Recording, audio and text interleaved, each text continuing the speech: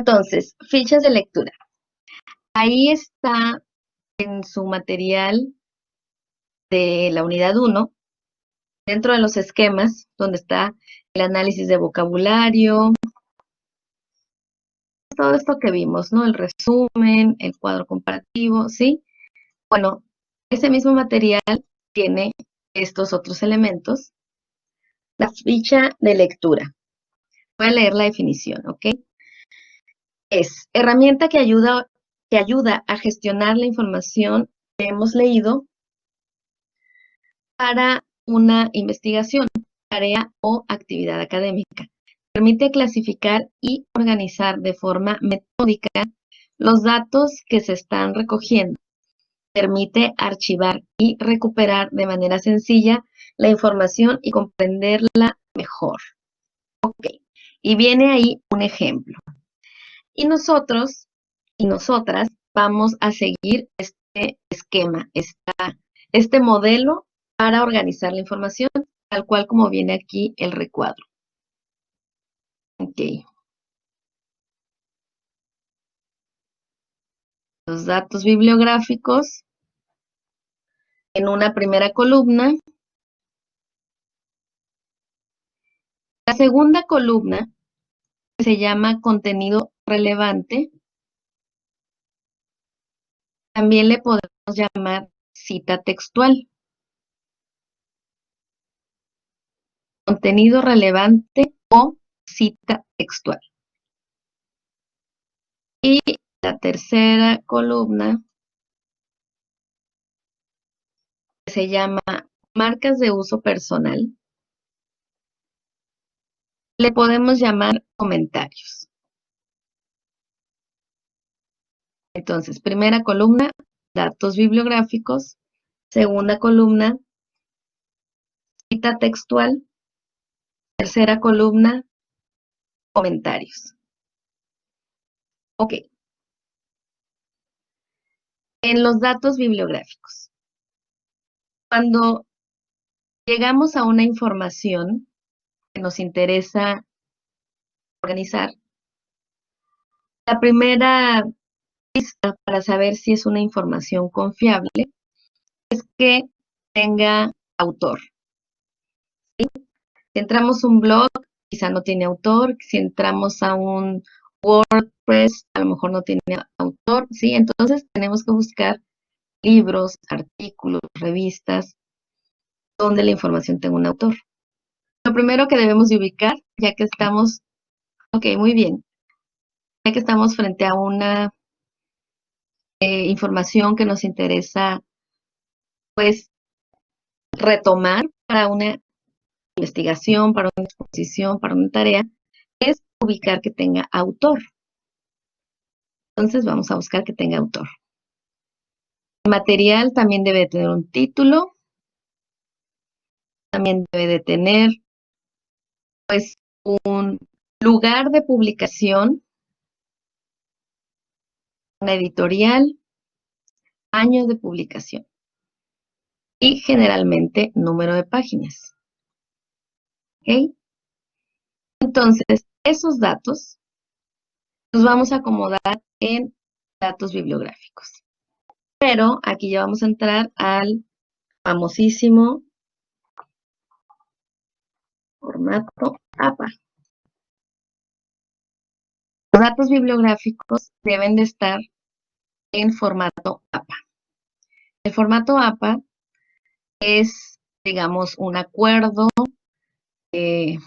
mundial sobre la organización de la información para poder referenciarla. Se pueden referenciar material bibliográfico como libros y revistas, pero también videos, archivos de audio, conferencias, clases incluso, ¿sí? Entonces, el formato APA nos brinda una guía para saber cómo acomodar la información dependiendo de qué tipo de fuente tengamos. ¿Más o menos se está entendiendo esto? Sí, profe. Sí, profe. Ok, gracias. Enseguida tenemos nuestra otra columna que nos dice contenido relevante, pero quedamos que también le podemos poner aquí cita textual. Ahí que vamos a colocar. Ok, estoy leyendo un artículo súper interesante, ya me saqué la ficha bibliográfica, la acomodé en formato APA en mi primera columna y pues de estas 5 páginas que son el artículo, hay un fragmento que me parece muy importante porque me ayuda a mi tema. Entonces, es donde el autor me define un concepto. ¿Qué voy a hacer? Voy a copiar y pegar. Y ahí voy a tener una cita textual. Voy a copiar y pegar textualmente eso que me interesó, un párrafo o una definición, 2 renglones, algo que esté, que llame mi atención y el cual no va a tener mi intervención, ni mi interpretación, ni nada, textualmente. Entonces, lo copio y lo pego y le indico el número de página, es decir, en qué página va a estar ese fragmento.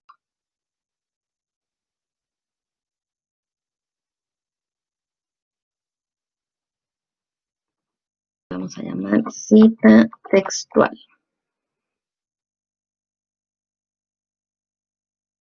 ¿Cómo vamos? ¿Está entendiendo? Ok, gracias.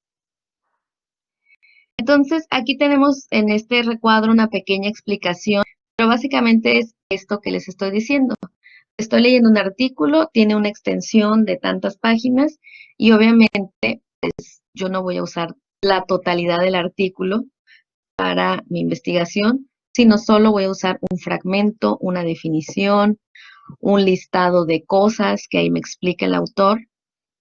Entonces ahí ya tengo un fragmento textual del texto original y le voy a añadir el número de páginas. Ok, entonces, datos bibliográficos, primera columna, cita textual, segunda columna y tercera columna. Quedamos que esto de marcas de uso personal lo vamos a llamar mejor comentario. Y la marca de uso personal es más bien un comentario. ¿Este comentario de quién es? Pues de ustedes. ¿Sí? Entonces, eso va aquí en la tercera columna, que le vamos a cambiar el nombre, pero básicamente es lo mismo. Si se lo dejan como marcas de uso personal, bien está bien. ¿Y qué quiere decir comentario o marcas de uso personal? Quiere decir que ustedes van a añadir ahí una reflexión respecto a por qué eligieron esa cita textual. Algo muy cortito, algo así como la anterior definición se vincula con el concepto de sustentabilidad y nos marca la diferencia con el concepto de sostenible. Por lo tanto, sirve para comparar dos conceptos. ¿Sí? O sea, algo muy pequeño que tenga que ver con por qué eligieron eso. Es básicamente un comentario para ustedes mismos o para ustedes mismas. Es decir, cuando estamos haciendo las fichas de lectura, lo que queremos es recordar, pues, por qué elegimos eso. Al momento de leerlo, lo vinculamos con algo, imaginamos algo, se nos vino una idea, pues eso lo ponemos en la tercera columna. De esta manera, teniendo su ficha en estas 3 columnas, primero los datos de dónde sale la información, luego un fragmento de esa información y luego un comentario de ustedes sobre esa información, lo que van a tener es de alguna manera su propia base de datos donde cuando quieran hacer un trabajo, una exposición sobre un tema, ya no se tienen que regresar a todos esos libros o artículos que se leyeron, sino solo se van a su fichero. ¿Eso qué quiere decir? Que ahí en su fichero, o sea, donde tienen sus fichas de lectura, que básicamente es un esquema así, ¿no? Le van añadiendo abajo otro nivel y otro nivel y otro nivel, ¿sí? Aquí ya van poniendo otro libro, otra cita, otro comentario. Ya van a tener la información y entonces en lugar de estar pensando qué artículo leí, dónde está, qué dijo, qué autor era, ya tienen todo organizado ahí.